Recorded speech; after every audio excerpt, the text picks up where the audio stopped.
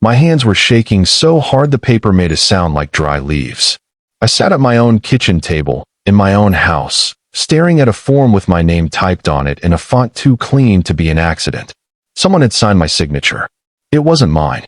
I've signed my name 11,000 times in 38 years of charting patient vitals. I know my own hand the way I know my own face. The insulated lunch bag was still open in front of me, a child's sandwich crust and a juice box shoved to one side to make room for the folder that was never supposed to leave that house. My phone buzzed on the table. A text from my daughter-in-law. Did you get David's lunch by mistake? Huh. Ignore what's underneath. It's nothing. I read that sentence 4 times. Nothing doesn't come with a court seal on it. My name is Margaret Holt. Everyone calls me Maggie. I'm 64 years old, and for 38 of those years I worked as a trauma nurse at Riverside General, the last 11 of them as charge nurse of the night shift in the ER. I have seen gunshot wounds, car wrecks, overdoses, and grieving families at 3 in the morning, and not one of those things ever made my hands shake the way that folder did. I retired 2 years ago with a pension, a paid-off house on Larkspur Lane that my late husband Robert and I bought in 1994 for $86,000, and a modest trust, $280,000, that I'd built up slowly, nurse's salary by nurse's salary, extra shifts by extra shift, specifically earmarked for my 3 grandchildren's college educations. Robert had been a police captain for 26 years before he passed 4 years ago from a heart attack in our own driveway, coming home from a shift. I did his CPR myself. It didn't work. Some things you can't save, no matter how many years you've spent learning how to save people. My son David is 36. He's an electrical engineer, a good boy, a good man, I should say, though a mother never quite makes that adjustment. 5 years ago he married Vanessa. She was 30 at the time, worked in wealth consulting, drove a leased BMW she called an investment, and had a way of looking at my modest 3-bedroom house like she was pricing it for a listing.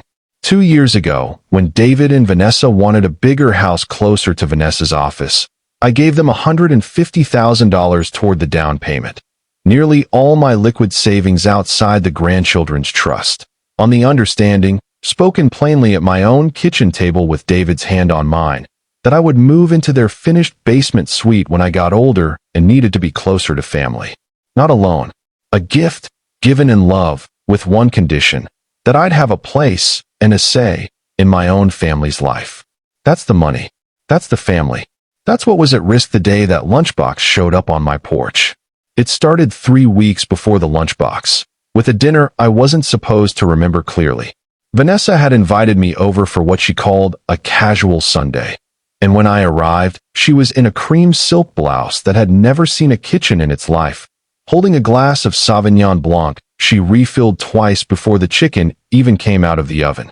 David was quiet the whole meal, the way he gets quiet when he's swallowing something he doesn't want to say. Halfway through dinner, Vanessa's phone rang. She stepped into the hallway, but not far enough. I have 38 years of listening for changes in a patient's breathing through a curtain, and my ears don't retire just because I did. No, she's fine. She's right here. She has no idea, Vanessa said, laughing softly. Honestly, at her age, half the time she can't even remember what she had for breakfast. It'll be easy. I sat very still, cutting my chicken into smaller and smaller pieces, and said nothing. Not yet. A good nurse doesn't react to the first abnormal reading. She watches. She confirms the pattern. The morning after the Lunchbox arrived, I drove, alone, telling no one, to the county records office. I asked the clerk, a young man named Theo, to pull any filings under my name. It took him 9 minutes. He came back holding a printed petition, a request for a conservatorship of person and estate, naming Vanessa Holt as proposed conservator, and me, Margaret Holt, as the alleged incapacitated person. Filed 11 days earlier. A hearing date was set for 6 weeks out. I signed nothing. I authorized nothing. I read the whole document twice, sitting in my car in that parking lot, and I did not cry. I made a list. I called my bank, quietly, using the excuse of updating my beneficiary information, and asked for a full transaction history going back 6 months. Buried in the statement was a joint checking account I'd never opened, linked to my pension direct deposit, opened with a signature that matched the forged one on the conservatorship petition. 2 withdrawals had already gone through. $9,400 total. Just under the amount that would have triggered an automatic fraud flag at most banks. I confronted them. Calmly. I invited myself to Sunday dinner, and, over coffee, I set the bank statement on the table between the creamer and the sugar bowl and asked Vanessa, plainly, what it was. She didn't even blink. "Oh, Maggie, that's just an estate protection liquidity restructuring account," she said, swirling her wine like she was explaining something to a child. "It's completely standard. We're consolidating your assets into a more efficient trust vehicle so you're protected from elder predatory lending and inflation exposure. My financial advisor does this for all our senior clients." David looked at his plate. I said, "That sounds very thorough, dear," and smiled, and let them believe I'd swallowed it whole. I hadn't swallowed a word of it. 2 days later, I met privately with a real estate attorney named Priya Anand, a woman I'd once nursed through a hip replacement 15 years earlier, who remembered me and cleared her afternoon on the spot. She pulled the county records, the bank filings, and the petition together, and what she found made even her go quiet for a moment. The lawyer who'd filed my conservatorship petition, a man named Grady Feld, had his license placed on probationary status 2 years earlier for irregularities in elder estate filings. Vanessa hadn't found a real advisor. She'd found a specialist in exactly this. The worst discovery came almost by accident. I'd left my reading glasses at David and Vanessa's house the week before, and I let myself in with my spare key while they thought I was at my Tuesday book club. Through the cracked door of the home office, I heard Vanessa on speakerphone with her sister, laughing. She's basically a houseplant at this point, Court. She waters herself, she talks to herself, but she can't do anything about paperwork. 6 weeks, the judge signs off, we get power of attorney, we sell the Larkspur house, and that's another 600 grand on top of what we already pulled from her pension account. David won't even fight it. He's too soft to go against me on this. I stood in that hallway holding my own reading glasses and felt something inside me go very, very cold and very, very clear. Not rage. Rage is loud, and loud is sloppy. This was something colder than rage. This was a decision. I understood, in that hallway, that the worst thing I could do was let them see me sharpen. So I softened. On purpose.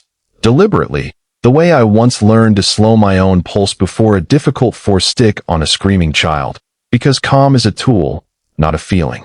I started calling David twice a week to ask questions I already knew the answers to. "Now which bank is it we use again, sweetheart?" And let long, vague pauses hang on the line. I started leaving my reading glasses on top of my head, and then patting around for them in front of Vanessa. I bought a cane I did not need and used it, slightly too dramatically, whenever she was watching. I let my voice go a half step softer, a half step slower, and I let 2 sentences trail off mid-thought at their kitchen table, while Vanessa exchanged a look with David that she thought I couldn't read anymore. Inside, I was sharper than I had been in a decade. Every soft, confused word I spoke out loud was a door I was quietly, deliberately propping open for them to walk through, because a predator that thinks it's already won stops covering its tracks. I set 3 things in motion, all without David or Vanessa knowing.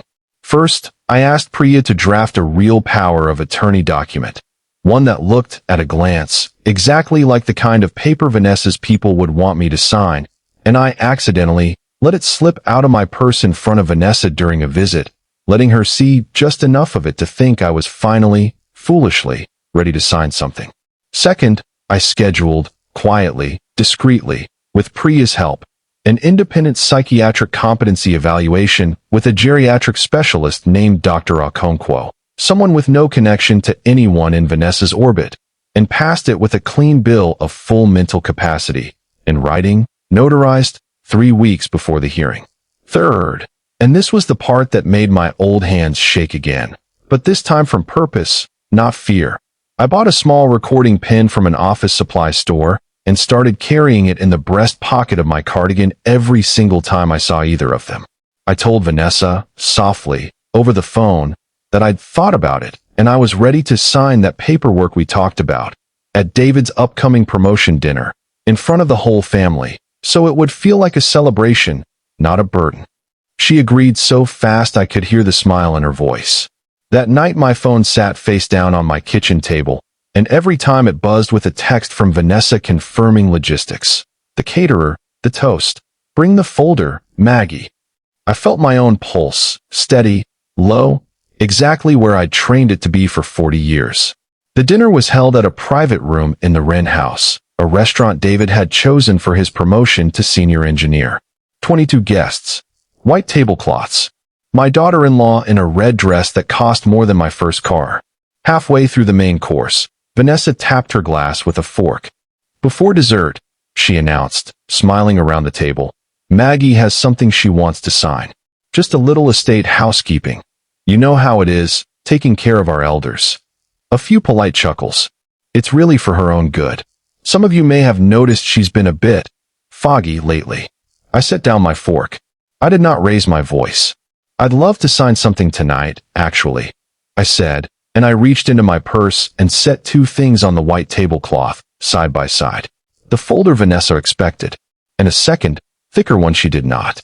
This first one, I said, sliding the thin folder toward her, is the power of attorney you and Mr. Feld drafted. I read it very carefully. It gives you full control of my accounts, my pension, and the deed to my house within 30 days of signing. I let that sit in the silence of 22 people setting down their forks. I won't be signing it. Vanessa's smile hadn't moved yet. It was still catching up to what I'd said. This second folder, I went on, quiet, even, is a notarized competency evaluation from Dr. Amara Okonkwo, dated 3 weeks ago, confirming I have full mental capacity, no impairment whatsoever. I opened it and turned it so the table could see the letterhead. This is the county filing showing a conservatorship petition against me, filed under a forged signature. This is a bank record showing $9,400 moved from my pension account into an unauthorized joint account. And this, I said, holding up the small silver pen from my cardigan pocket and setting it upright on the table like a lit candle, is a recording of you telling your sister I was, and I quote, a houseplant that waters herself, 6 weeks before you planned to take my house. The room had gone utterly silent except for the low hum of the restaurant's kitchen through the wall. Maggie, that's a jargon-related misunderstanding. Vanessa started, and I watched, almost gently, as the words she'd used 100 times to talk over frightened, aging clients simply failed her, for the first time, in front of witnesses who weren't frightened or aging at all. The door opened. Detective Marcus Reyes, a friend of Priya's from the DA's Elder Fraud Unit, stepped in with a folder of his own and a badge held low and professional. Vanessa Holt, I need you to step outside with me. David stood up so fast his chair scraped the floor, staring at his wife, then at me, his face doing the arithmetic of 5 years all at once. I stood too, slowly, without the cane, without the trembling voice, without a single soft edge left in me.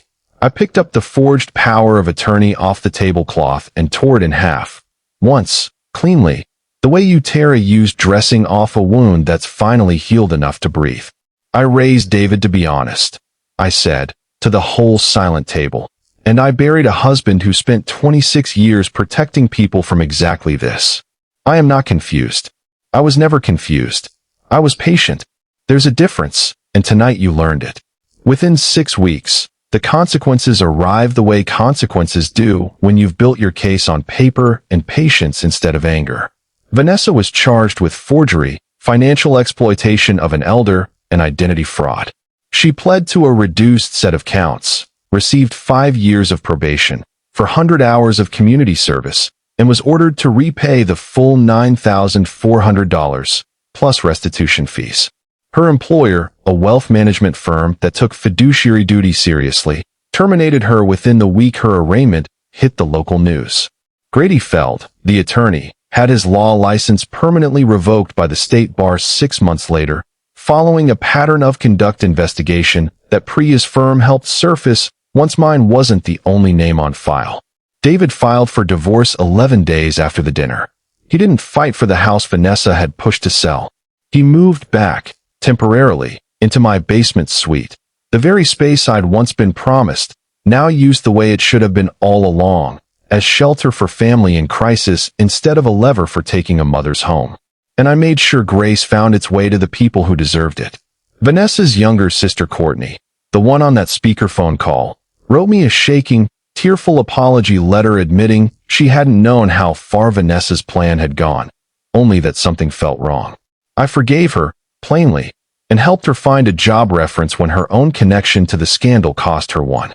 I also quietly covered the final 2 months of daycare tuition for my grandchildren, so that whatever else changed in their small lives, that particular stability didn't have to.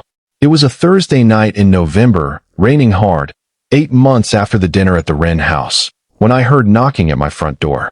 Vanessa stood on my porch without an umbrella, her hair flat against her face, wearing a coat 2 sizes too thin for the weather. No car in the driveway. She told me later, through the door, that a friend had dropped her off. She'd lost the house and the settlement. Lost the job. Lost, she said, everything.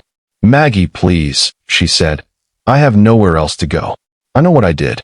I'm asking you, mother, to family, please. I stood in my doorway, dry, warm, the porch light throwing a small gold circle around both of us. And for a moment, I let myself remember the woman shaking at her kitchen table 8 months earlier, holding a forged signature with her own name on it.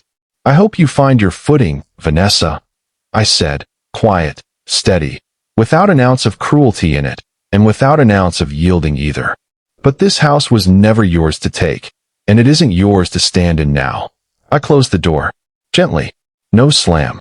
Slamming is for people who still need to prove something. Later that night, David sat beside me on the porch swing, the rain slowing to a drizzle, and neither of us said much of anything for a while. Finally he said, "Thank you for not giving up on me while you were fighting her."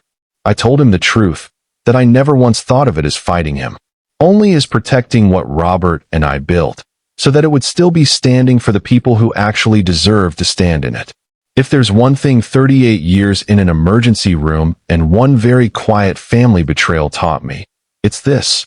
Being underestimated isn't a weakness, it's a weapon, if you're patient enough to let people hand it to you themselves. Real strength doesn't shout. It documents, it waits, and it tells the truth once, calmly, when the whole room is finally listening.